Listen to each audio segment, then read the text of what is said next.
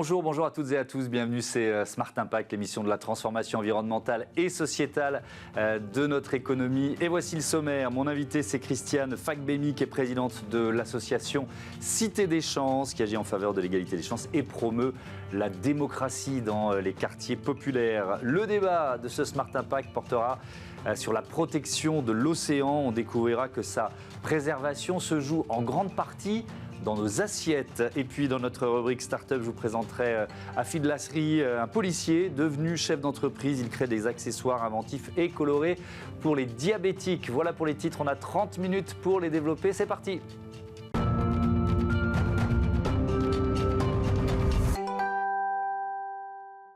L'invité de Smart Impact, c'est Christiane Fagbemi. Bonjour. Bonjour. Bienvenue, vous êtes la présidente de l'association Cité des Chances. Vous venez de recevoir l'un des prix de l'engagement AssoConnect Maïf. On en parlera dans une minute. Mais d'abord, je veux bien que vous nous présentiez Cité des Chances. C'est donc une association. Cité des Chances, c'est une association qui a été créée en 2018, qui est née à Fos, dans l'ouest du Val d'Oise, et aujourd'hui qui agit dans toute l'Île-de-France.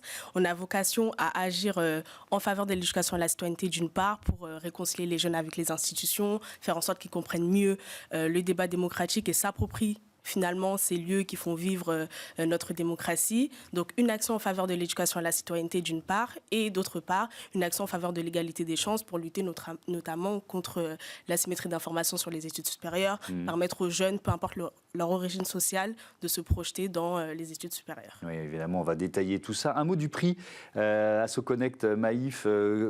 Qu'est-ce qui va vous apporter tout ça? Déjà peut-être de la visibilité médiatique, mais ça va vous apporter quoi? Ce prix, c'est d'abord donc un prix financier qui va permettre de financer notamment le parcours citoyen, une des actions phares de Cité des Chances, donc notamment les simulations parlementaires, les visites d'institutions qu'on fait avec les élèves, et d'autre part du mécénat de compétences qui est vraiment un atout pour nous, qui va nous permettre de travailler notamment sur la communication qui est liée au projet, parce que visibiliser nos actions, c'est aussi ça qui permet de créer des opportunités pour d'autres actions après. Alors, il y a une expression que vous employez souvent, vous dites on démocratise la démocratie. Avec quels outils? Expliquez-nous. Avec quels outils? Donc nous, on fait de l'éducation à la citoyenneté par la pratique, parce que la démocratie, c'est des principes théoriques, bien sûr, mais on trouve que il n'y a rien de plus actif que la citoyenneté. Être acteur, c'est quelque chose qui se vit, qui s'incarne au quotidien. Donc, pour le montrer aux jeunes, on fait des mises en situation concrètes par le biais des simulations parlementaires. Une simulation parlementaire, concrètement, c'est quoi? On arrive dans une classe, les élèves, ils sont un peu captifs, ils sont contraints de faire l'exercice finalement, et on dispatche la classe en différents groupes, des députés de la majorité, de l'opposition, des associations citoyennes, des experts, des journalistes, finalement, la diversité des acteurs du débat démocratique. Et en fait, pendant 7 semaines de préparation, sur un sujet d'actualité, ils vont s'approprier le sujet, faire de la recherche, chacun selon son rôle, construire un argumentaire sur la thématique. Proposer une loi éventuellement? Proposer une loi, rédiger la loi, proposer des amendements sur la loi. Et pendant ces 7 semaines-là, on fait intervenir une association d'éloquence pour que là, ils prennent confiance dans leur prise de parole en public. Et ces 7 semaines de préparation débouchent sur un grand débat final à l'Assemblée nationale ou au Sénat pour que vraiment, dans les murs dorés de la République, ils proclament leur discours et ils fassent vivre le débat d'idées. Alors, il se trouve que j'ai aussi une émission sur Public Sénat, donc je vois des groupes effectivement venir visiter. Alors, ce sont souvent des groupes très jeunes. Là, on parle de lycéens? C'est plutôt des lycéens en première et en terminale. D'accord, première et terminale. C'est facile l'élection du président ou de la présidente de l'Assemblée? Parce que là, dans quelques jours, ça va être un peu compliqué la semaine prochaine. Ça va, ils ne se battent pas. Oui. Donc, on arrive à les désigner, à faire en sorte qu'ils se mettent d'accord pour trouver. Mais même sur le choix des rôles, on essaie de faire en sorte que même les élèves qui sont les plus réservés prennent de la place pour être par exemple députés, parce qu'ils ont parfois tendance à se mettre dans des rôles plus en retrait. Donc par la diversité des rôles qui est présente dans la simulation parlementaire, on essaie de faire en sorte que chacun puisse y prendre pleinement sa place. Et alors vous devez avoir du pain sur la planche en ce moment, parce qu'on vient d'enchaîner trois élections, les européennes, 2 tours de législatives. Je voudrais remonter aux européennes. Est-ce qu'avant une élection comme celle-là, quelle est la première réaction? Est-ce qu'il y a pas mal de jeunes qui se disent bon, ça ne nous concerne pas, ça ne nous intéresse pas, c'est l'Europe. Vous voyez ce que je veux dire? Oui. Nous, en année d'élection, on a une action qui s'appelle La Cité à voter. Et l'enjeu, c'est de vulgariser le fonctionnement de l'élection, encourager l'inscription sur les listes électorales et faire en sorte que les jeunes s'approprient l'enjeu de cette élection. Donc, autant les présidentielles, on comprend à peu près pour qui on vote, pourquoi, etc.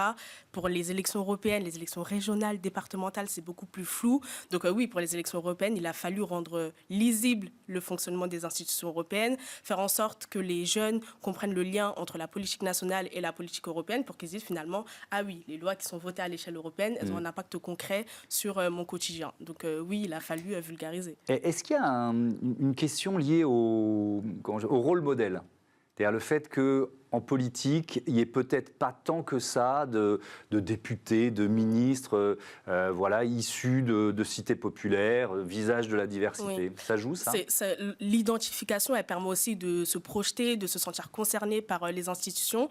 Et pendant les simulations parlementaires, il y a souvent une séance où on fait intervenir l'élu de la circonscription dans laquelle le lycée est. Et c'est vraiment des séances qui sont très marquantes parce que ils posent des questions, il démystifie la fonction d'élu, il a pas la désacralise, mais voilà, c'est rendu beaucoup plus accessible. Et bien sûr que quand on voit des visages qui nous ressemblent dans des lieux de pouvoir, dans les institutions, ça pousse aussi à s'y intéresser. Oui, évidemment.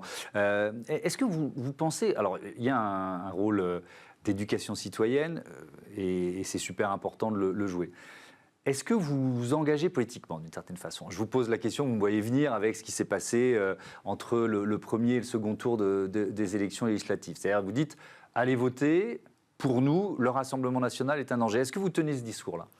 Nous, on ne donne pas de consigne de vote, on ne dit pas voter pour tel ou tel parti, mais on est bien conscient que l'extrême droite, c'est un discours qui va à l'encontre du discours que nous, on porte, un discours d'inclusion de tous les citoyens, etc.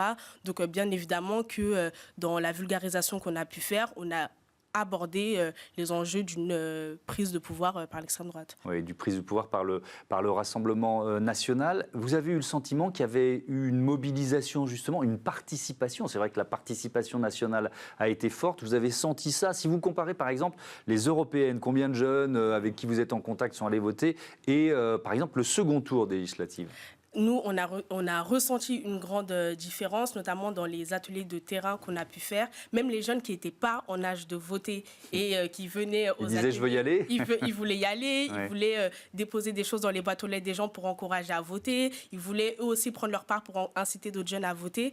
Donc vraiment, ces élections-là, elles ont été un moment de politisation très fort, je pense, pour une grande partie des jeunes. Alors, je voudrais qu'on revienne sur ce parcours citoyen. Donc, vous nous avez expliqué ce qu'était la simulation parlementaire. Est-ce que ça se passe à l'école, hein, donc oui. Il y a une partie de réponse dans la question. Est-ce que l'école joue suffisamment son rôle? C'était la question que je voulais vous poser. Nous, sur l'éducation sur l'enseignement moral et civique qui est délivré dans le cadre scolaire, on trouve qu'il est trop lacunaire, qu'il ne va pas assez loin. Et d'ailleurs, moi, si je prends mon parcours personnel, j'ai eu des cours de MC, mais il suffisait qu'on n'ait pas eu assez de temps pour finir le programme d'histoire. Les heures de MC devenaient des heures de cours d'histoire ou de géographie, etc. Donc c'est pour ça que l'enseignement moral et civique, il est à renouveler à notre sens au niveau de l'éducation. Emmanuel Macron avait promis un réarmement civique. Est-ce que vous avez vu la différence avant-après ou est-ce que c'est trop tôt pour juger? C'est peut-être trop tôt pour juger, mais pour l'instant, nous, sur le terrain, on ne voit aucune différence. Ça veut dire que c'est vous qui êtes à l'initiative. Par exemple, je reviens aux simulations parlementaires. Oui. Vous dites ça dure 7 semaines. Oui. Donc ça veut dire qu'il y a quand même des profs qui s'engagent et qui décident de jouer le jeu. C'est vous qui allez les voir, les convaincre. Parfois, ce sont des enseignants qui viennent. Deux modalités d'intervention. Soit nous, on retourne dans les lycées dans lesquels on a été pendant notre parcours scolaire. Soit c'est les sollicitations qu'on reçoit parce qu'ils ont vu une intervention médiatique. On a été diffusé sur les réseaux, etc. Donc les sollicitations viennent des enseignants. Je voudrais, il nous reste un peu moins de 2 minutes, qu'on parle d'un autre aspect de des missions de votre association. Vous parlez de lutter contre l'asymétrie d'orientation. Les mots sont un peu compliqués, on voit très bien ce que ça veut dire. Moi, je vais penser à la discrimination à l'embauche aussi, par exemple. Donc les deux peuvent être liés. Alors, il y a une double question. D'abord, est-ce qu'il y a parfois une autocensure ? et que vous devez lutter contre cette autocensure. Oui, c'est clair qu'il y a beaucoup de jeunes qui se disent telle filière, c'est pas pour moi. Quand on n'a personne dans sa famille, dans son entourage qui a même fait des études, tout simplement, c'est difficile de s'autoriser, de se dire que moi aussi j'ai ma place, je sais pas, à la Sorbonne ou dans n'importe quel type d'université, d'école ou d'études post-bac. Donc bien sûr, l'autocensure, c'est un levier sur lequel il faut jouer. Et comment Comment on joue sur ce levier-là avec l'identification, parce que finalement, c'est nous qui sommes passés par les mêmes doutes qu'eux, les mêmes questionnements qu'eux, qui venons à leur rencontre en leur disant « Ah, j'étais à ta place, à cette chaise-là, il y a quelques années, et aujourd'hui, je fais tel parcours d'études », en donnant toutes les informations, parce que aussi, ce qui nuit au fait de pouvoir se projeter dans les études supérieures, c'est le manque d'informations. Je ne sais pas vers quoi me tourner, vers qui me tourner pour avoir telle réponse à mes questions. Donc voilà, lever un peu l'asymétrie d'information, parce que l'information, c'est un outil essentiel finalement. Dernière, allez, on prend une minute pour parler de discrimination à l'embauche. On a reçu beaucoup d'entreprises sur ces questions sociétales qui disent qu'en matière de recrutement, elles luttent contre des biais de recrutement. Et elles essayent d'élargir finalement, d'aller puiser dans d'autres viviers. Est-ce que vous le ressentez, ça? Ou pas encore? Je me sens un peu dubitative. J'y ai pas encore été confrontée personnellement dans mon parcours, mais et comme c'était des chances, on est plutôt sur vraiment l'orientation scolaire et pas sur l'aspect professionnel. Je sais pas trop. Oui, vous n'avez pas de réponse précise là-dessus. Merci beaucoup et bon vent à Cité des Chances. Merci d'être venu partager votre expérience. On passe à notre débat. Et si la préservation de l'océan passait par nos assiettes?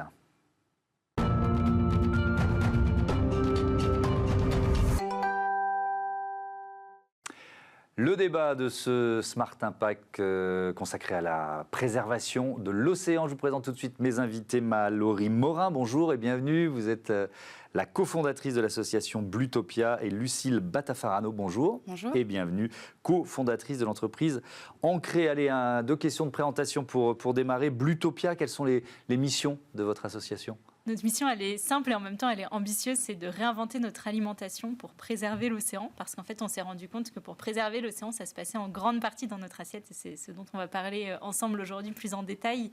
On a commencé par le plastique, c'était ce qui nous semblait le plus évident. Et en fait, on a réalisé en se renseignant, en lisant des rapports, et notamment celui de l'IPBES, qui est le GIEC de la biodiversité, que toutes les menaces, en tout cas les menaces qui pèsent le plus sur la biodiversité marine, sont liées de près ou de loin à notre alimentation. Le plastique, c'est important, mais ce n'est pas le levier le plus efficace. C'est ce qu'on peut dire. On va détailler ça tout à l'heure. Ancré, vous l'avez créé, fondé avec votre sœur, Émilie, en février de cette année. Pourquoi vous l'avez créé? C'est quoi Ancré? Alors, Ancré, c'est une entreprise qui permet d'offrir une offre plus végétale autour des produits de la gastronomie française. Oui. Il y a 3 produits dans la gamme. Un produit qui est iodé, un produit qui est acidulé, un produit qui est truffé. C'est vraiment la rencontre de 2 ingrédients très intéressants, la graine de chia et l'algue, qui ensemble forment un condiment gastronomique marin, sans additifs, sans conservateurs. Donc voilà, on a un produit qui est un produit d'exception, mais qui... C'est quoi? C'est un peu une alternative au caviar? Est-ce qu'on peut le présenter comme ça? Alors, ça dépend surtout de son usage. Oui. Si jamais le produit est simplement consommé à l'apéritif et que c'est le produit au milieu de l'assiette, on peut considérer que c'est comme un caviar végétal dans les marqueurs de goût, surtout. En revanche, c'est plutôt un produit qui a été pensé comme un condiment, donc qui vient accompagner le reste d'une proposition, à la fois pour le grand public, mais aussi pour les chefs. On va rentrer un peu dans le détail du rôle de l'océan dans notre équilibre, on va dire, climatique, pour simplifier. L'océan qui a absorbé 20 à 30% des émissions anthropiques, c'est-à-dire d'origine humaine, de dioxyde de carbone depuis les années 80. Mallory Morin, on parle souvent des forêts, on parle souvent de l'Amazonie. Rappelons une vérité essentielle, c'est notre premier puits de carbone, l'océan. Oui, pendant des années, l'océan il était absent des grands rassemblements pour le climat, ce qui est un peu dingue quand on y pense, parce que comme vous l'avez rappelé, il capte 25 à 30% des émissions de gaz à effet de serre d'origine humaine, ce qui est absolument considérable. Et il joue aussi un rôle de pompe à chaleur. Donc il a ce rôle de puits de carbone et un rôle de pompe à chaleur. Donc il va capter la chaleur excédentaire de l'atmosphère pour éviter qu'on ait une température trop élevée. Et il est perturbé lui-même par le réchauffement climatique en Et en cours. plus, il est perturbé parce qu'à force de capter, de capter cette chaleur et de capter ces émissions de gaz à effet de serre, en fait, il commence à s'asphyxier un peu. Et donc, à un moment donné, on arrive à une limite qui ne va plus pouvoir être dépassée. Avec un élément important, et on rentre dans cette thématique de l'impact de notre alimentation sur la santé de l'océan, c'est l'élevage, mais l'élevage sur Terre. Comment vous faites le lien entre finalement ce qu'on mange et la santé de l'océan, la fragilité de l'océan? Oui, c'est vrai, quand nous, on présente notre mission, on nous dit « Ah bah oui, vous allez parler de la pêche ». Alors en effet, on parle de la pêche, mais on parle aussi de l'élevage sur Terre, parce que quand on parle des liens océan et climat, les émissions de gaz à effet de serre, la plupart de celles qu'on émet, elles sont sur Terre et dans notre alimentation, c'est les produits d'origine animale. Et donc, c'est l'élevage qui est en cause. Il y a 3 gaz à effet de serre. Souvent, on parle du dioxyde de carbone. Donc, c'est un des gaz à effet de serre qui est lié à l'élevage. Quand on va déforester pour avoir des espaces pour les bêtes, pour pouvoir les élever, mais aussi pour faire des grandes cultures qui vont nourrir les animaux. Il y a un autre gaz à effet de serre qui est le plus important quand on parle de l'élevage, c'est le méthane. C'est les ruminants, quand ils vont digérer, qui vont émettre du méthane, qui a un pouvoir réchauffant bien plus important que le dioxyde de carbone. Et il y en a un troisième, c'est le protoxyde d'azote. Et celui-là, il est émis par les engrais azotés qu'on va mettre sur les champs, et donc sur les grandes cultures, qui servent elles aussi à nourrir les animaux. Et donc c'est lié à tous ces gaz à effet de serre Aujourd'hui, on estime que l'élevage est responsable de 14,5% des émissions de gaz à effet de serre. C'est plus que tous les transports réunis. Lucile Batafarano, la préservation de l'océan, vous aviez ça en tête, vous avez ça en tête quand vous créez Ancré ? Alors, évidemment, c'est un sujet à côté duquel on ne peut pas passer.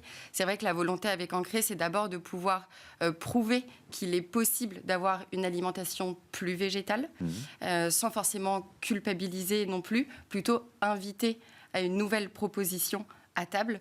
Après, bien sûr, c'est l'heureuse conséquence d'avoir un produit qui est 100% à base de plantes dans la composition. Alors, comme vous nous l'avez dit, hein, c'est un condiment, mais ça peut être aussi un substitut au caviar. Vous vous êtes penché sur la question de la pêche, la surpêche de l'esturgeon, par exemple. Vous avez regardé ce que ça représentait ? Alors, pour le coup, moi, le marché sur lequel j'évolue actuellement, c'est le marché français. Donc, c'est celui que je connais le mieux parce que c'est celui sur lequel je suis implantée. Et d'ailleurs, le marché de l'esturgeon n'est pas mon marché, mais d'après ce que j'en sais, aujourd'hui en France, le caviar n'est issu justement que de l'élevage. Alors, l'impact de l'élevage, tiens, on peut en parler aussi, parce qu'on se dit, c'est peut-être une solution, finalement. Quel regard vous portez sur les poissons d'élevage qui prennent une part importante dans notre alimentation liée à l'océan? Oui, on se dit qu'en fait, s'il n'y a plus assez de poissons dans l'océan, c'est pas grave, on va en élever, et donc on va faire ça sur Terre. Le problème, c'est le type de poisson qu'on va élever. Donc, si on élève des poissons qui sont carnivores, qui vont manger d'autres poissons, ça veut dire qu'on a besoin d'aller pêcher des poissons dans l'océan encore pour pouvoir les nourrir. Et là, on est dans un cercle assez absurde. Voilà, c'est complètement absurde. Sur l'exemple du saumon, ça peut aller jusqu'à 7 kilos de poissons sauvages pour faire 1 kilo de saumon d'élevage. Donc là, on se rend bien compte qu'il y a un problème, et c'est d'autant plus important en ce moment qu'il y a un projet de méga ferme de saumon dans le Médoc, donc pas très loin de chez nous. Nous, on est basé à La Rochelle, qui a pour ambition de faire 3 millions de saumons par an. C'est 10 millions de tonnes de saumon. C'est complètement délirant. Ça existe nulle part ailleurs sur la planète. Et donc, ça va avoir des conséquences sur la surpêche et sur aussi des enjeux sociaux, parce qu'on va prendre ce poisson-là dans des pays où les personnes en ont besoin pour survivre et pour se nourrir. Comment vous mettez en musique, en quelque sorte, vos missions? Votre objectif, c'est d'informer, de nous informer sur ce lien entre alimentation et préservation de l'océan. Ça passe par quoi? Oui, alors nous, on mène des campagnes d'action thématiques. On a traité du coup des liens entre alimentation et océan à travers la campagne qui est en cours, qui s'appelle « De l'assiette à l'océan ». On en prépare une prochaine sur les algues, donc c'est très lié au sujet d'Ancré. Et on s'appuie sur 3 piliers pour faire ça. Un pilier qui vise à inspirer avec des films documentaires pour changer les imaginaires collectifs, essayer de faire émerger de nouveaux récits vers un futur désirable. On s'appelle Bluetopia, c'est pas pour rien. On a un pilier qui vise à former. Donc là, on a des programmes pédagogiques qu'on mène en milieu scolaire, des masterclass qu'on anime auprès d'entreprises, de collectivités, d'élus.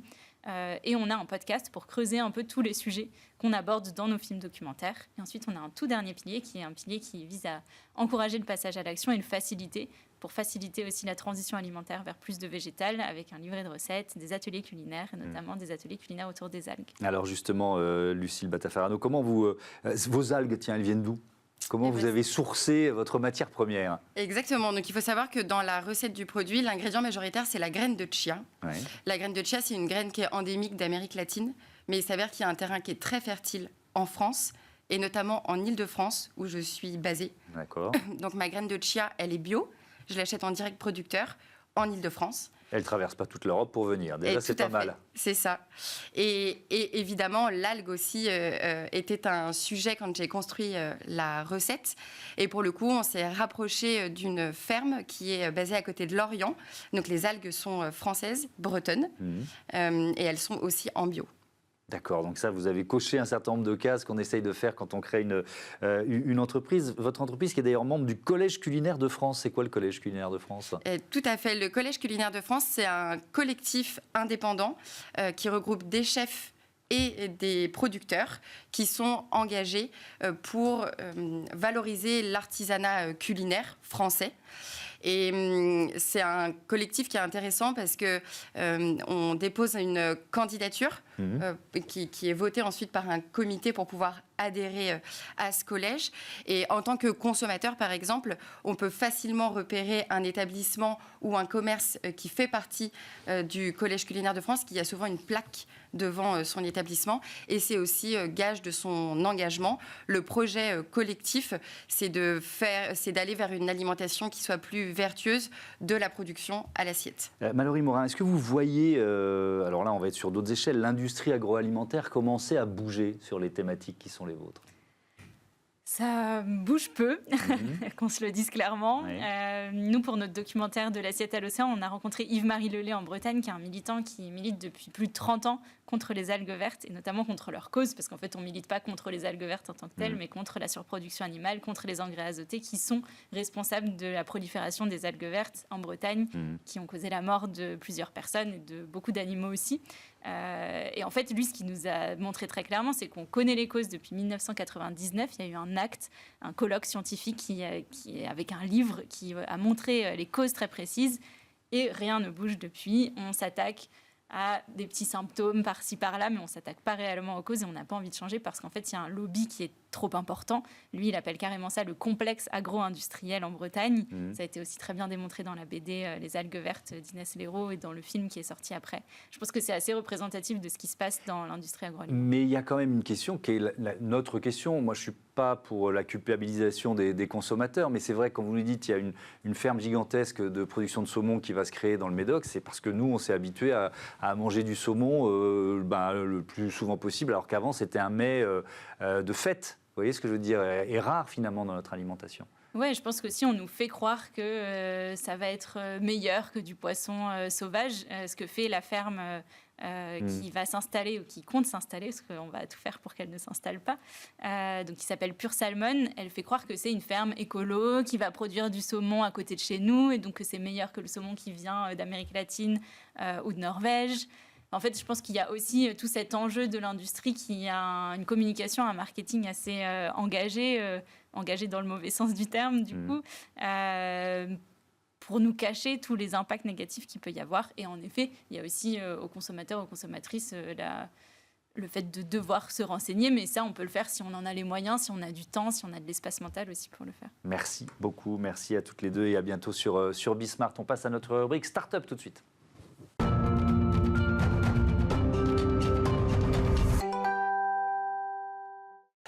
Smart Ideas, notre rubrique Start-up avec Afid Lasri. Bonjour. Bonjour. Bienvenue, vous êtes le président de Diabs Follow, lauréat du prix Innovation de la tournée des pitchs de My Creo Academy, dont Bismart est partenaire. Évidemment, faites-moi le pitch. Donc c'est quoi Diabs Follow? Effectivement, alors déjà je les remercie du coup pour ce prix qui m'a permis d'être là. Je remercie aussi toute la rédaction de Bismart pour m'avoir permis d'être ici. Alors Diabs Follow, qu'est-ce que c'est? C'est une petite société familiale qui conçoit des accessoires pour les personnes diabétiques. Okay. Voilà. On a deux grandes catégories de produits qu'on propose. La première catégorie, ça va être des patchs de maintien de capteurs de glycémie qui vont permettre de calculer le taux de sucre dans le sang. En fait, si vous voulez, c'est la glycémie, on a des capteurs sur le corps. Et ces capteurs-là, aujourd'hui, il y a un réel problème qui est une réalité, c'est que les capteurs se décollent. Donc on a développé notre propre marque de patchs qui vont venir maintenir ces capteurs Donc on les maintient, on les sécurise et en plus on les décore, on les customise, on les rend un peu plus ludiques, un peu plus cool, surtout avec la pathologie. Et la deuxième grande catégorie de produits, c'est de la couture. Donc ça va être des ceintures pour porter les pompes à insuline, le dispositif, les appareils, le matériel. Donc voilà, on a ces deux grands axes de matériel. On sent l'expérience personnelle, c'est votre histoire qui vous a amené à créer cette entreprise. Effectivement, je suis papa de 2 enfants diabétiques. Donc ma première fille qui a 14 ans, Lilia, qui a eu un diabète à l'âge de 16 mois, diabète de type 1, donc insulinodépendant. Donc les diabétiques de type 1 ont besoin d'insuline qui est l'hormone absolument indispensable à leur survie, donc c'est très important. Et Kian, donc mon autre enfant qui est âgé de 5 ans, qui lui l'a contracté, il avait à peu près 15 mois. Donc après, c'est pas votre métier d'origine, chef d'entreprise? Vous êtes non. Policier, c'est ça? Effectivement. Comment vous menez les deux de front? C'est pas évident, pas évident, mais on y arrive parce que je suis aussi secondé par mon épouse qui est là et qui m'aide dans cette deuxième activité, qui m'aide beaucoup d'ailleurs. On l'a pas pu venir aujourd'hui. On pouvait pas être deux sur le plateau. Oui, exactement. Donc voilà, mais on y arrive. Et c'est vrai pourquoi ce nom, tiens? Diabs Follow, c'est un nom sympa qui sonne bien. Donc il y a le diable de diabète, évidemment. Exactement. Ouais. Alors follow, l'idée par là était, qui veut dire en anglais suivre, accompagner. Donc l'idée c'était vraiment d'accompagner les personnes diabétiques. Voilà pourquoi ce terme Diabs Follow. Ouais. Vous en êtes tout du développement de l'entreprise parce que vous vous êtes lancé d'abord pour trouver des solutions pour votre fille. C'est aussi concret que ça. Et puis ça devient une entreprise et puis il faut la faire tourner, la développer. Vous en êtes tout aujourd'hui? C'est ça. Alors effectivement, au départ, c'était vraiment pour Lilia. Au départ, la maman qui était couturière a fait une petite ceinture comme ça, un peu ludique, un peu pour customiser un peu sa pompe à insuline. Et devant l'engouement en fait de ce produit-là, vis-à-vis des associations, des autres parents d'enfants diabétiques, on a décidé de le proposer. On existe maintenant depuis bientôt 1 an. Et on a déjà créé de nombreux partenariats, pharmacies en ligne, prestataires de santé à domicile, prestataires qui viennent équiper, vous savez, les patients diabétiques à domicile, qui font le suivi également de tout le matériel, pharmacies en ligne, donc distributeurs de matériel médical. On commence un petit peu à être connus, c'est très bien, il y a une phase très ascendante, c'est cool. Bah oui, c'est bien, peut-être que vous allez devoir abandonner votre autre métier, qui sait, mais ça représente moi j'avoue que je ne connais pas, il y a combien de personnes diabétiques en France? Qu'est-ce que ça représente? Combien sont-ils et elles à avoir besoin finalement des produits que vous avez imaginés? Alors en France, il faut savoir qu'il y a un peu plus de 4 millions de personnes diabétiques. C'est beaucoup. Type 1, type 2. Voilà. Rapidement, type 1, type 2. Donc type 1, c'est vraiment insulinodépendant. Donc c'est des personnes qui vont prendre de l'insuline tous les jours. Ça va se caractériser vraiment par un excès de sucre dans le sang. Donc l'insuline est vraiment indispensable. Le diabète de type 2 va survenir plus avec l'âge. C'est un peu plus lié à l'hygiène de vie. Donc là, selon le traitement, ça peut être des cachets, ça peut être... Le diabète de type 1, c'est un peu plus... on va dire, c'est un peu plus...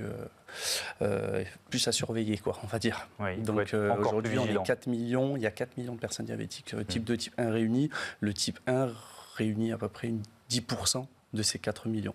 Et dans le monde, on est à peu près à plus de 550 millions. Donc c'est en croissance constante. Bon, et on imagine que vos patchs vont pouvoir peut-être changer la vie de beaucoup de ces personnes qui souffrent du diabète. Merci beaucoup, merci à Fid Lasri d'être venu nous présenter Diabs Follow. Voilà, c'est la fin de ce numéro de Smart Impact. Merci à toutes et à tous de votre fidélité à Bismart, la chaîne des audacieuses et des audacieux. À très bientôt. Salut.